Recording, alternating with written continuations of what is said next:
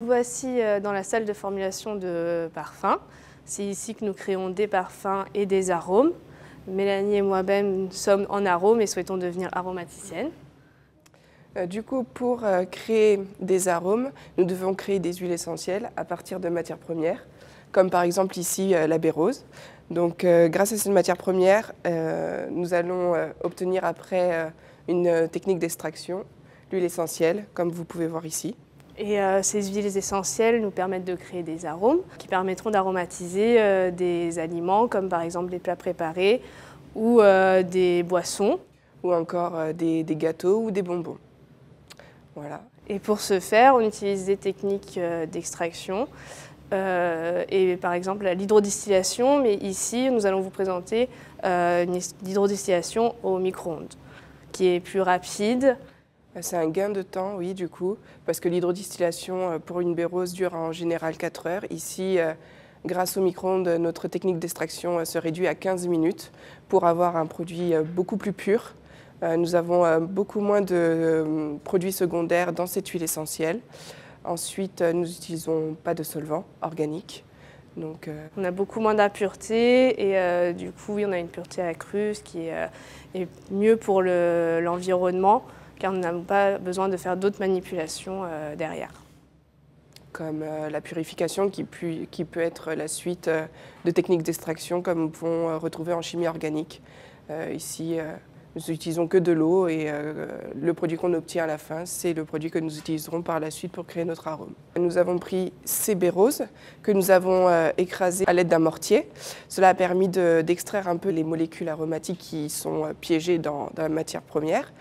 Ensuite, cette matière première écrasée a été mise dans un ballon où de l'eau a été rajoutée. Le ballon est installé dans la cavité du micro-ondes, puis ensuite il est chauffé grâce à des micro-ondes qui chauffent de façon homogène le ballon et du coup les molécules aromatiques, donc les composés odorants, sont emportés par la vapeur et après refroidis grâce à un réfrigérant, donc un système de refroidissement à eau. Et après nous récupérons l'huile essentielle dans un bécher ou dans une éprouvette. Mais mélangée avec l'hydrolat.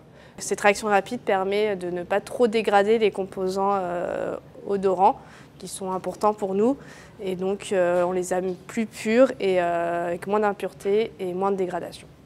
Suite à l'obtention de l'huile essentielle de bérose, nous allons l'analyser en GCMS.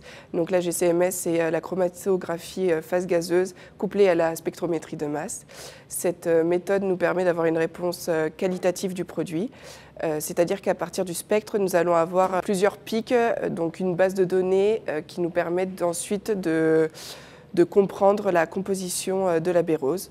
Donc, voilà. Et cette analyse nous permettra ensuite, en cas de pénurie ou de manque d'huile essentielle de bérose dans nos frigos, de pouvoir recréer cette huile essentielle nous-mêmes à partir des matières premières elles-mêmes, des molécules simples, et de faire un mélange de molécules et de recréer cette huile essentielle. Et c'est une technique qui peut être utilisée également à grande échelle, car le rendement des huiles essentielles est assez faible, et donc en ayant la composition exacte de l'huile essentielle, on peut recréer cet arôme à grande échelle. À l'échelle industrielle.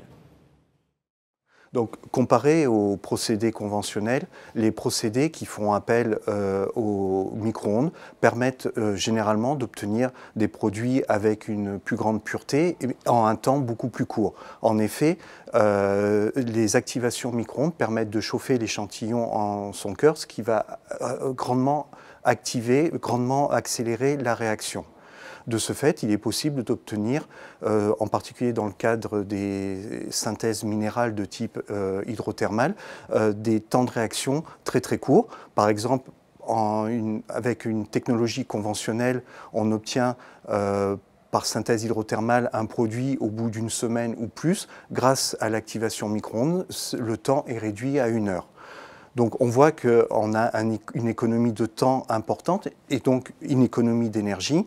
Et donc cette économie de temps et d'énergie inscrit pleinement les voies de synthèse par micro-ondes dans le domaine de la chimie verte et du développement durable.